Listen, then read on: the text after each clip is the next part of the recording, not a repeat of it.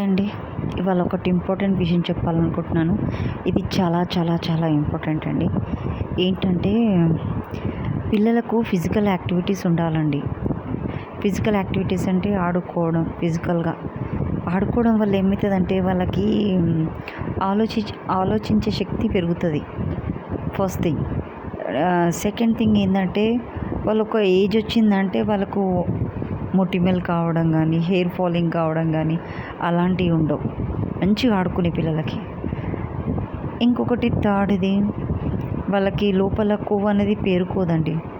Cholesterol అంటారు కదా కొంతమంది. కొంతమందికేమో కండరాలు పేరుతాయి ఇట్లా గలీజ్‌గా వికారంగా.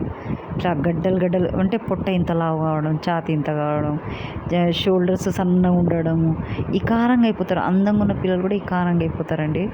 సో అలాంటి ఏవి కావు. బాగా వాళ్ళు ఫిజికల్గా ఆడడం వల్ల చెమట రూపంలో అనేది ఆ కొవ్వు అనేది బయటికి వెళ్ళిపోతుంది. వాళ్ళు ఎంత తిన్నా ఏం కాదు. అదే కొద్ది దీన్ని కూడా టీవీ ముందర 24 గంటలు కూర్చుంటారు చూడండి, వాళ్ళకు విపరీతమైన కొవ్వు ఎక్కడంటే అక్కడ వేరుకొని పోతుంది. కొద్ది 2 అడుగులు వేయగానే ఆయాసం వస్తుంది. వాళ్ళకి తొందరగా ఒక ఇంటర్ ఫస్ట్ ఇయర్కి వచ్చేసరికి జుట్టు రాలిపోతుంది.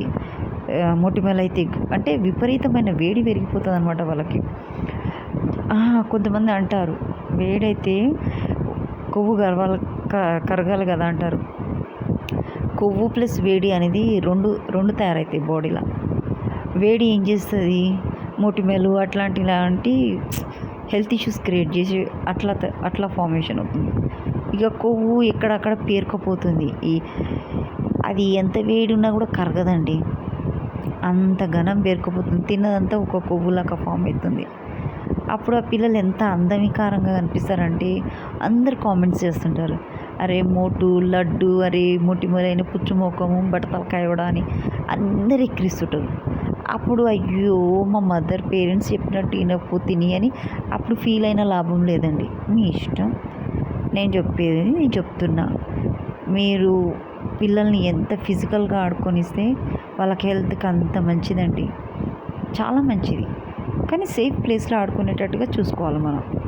ఎందుకంటే ఇప్పుడు కాలం మంచిగా లేదు కదా. మంచిగా సేఫ్ ప్లేస్లో వాళ్ళు ఎనర్జెటిక్గా ఆడుకునేటట్టుగా మనం చూడాలి. That is the thing. We have to do it. Thank you to everyone.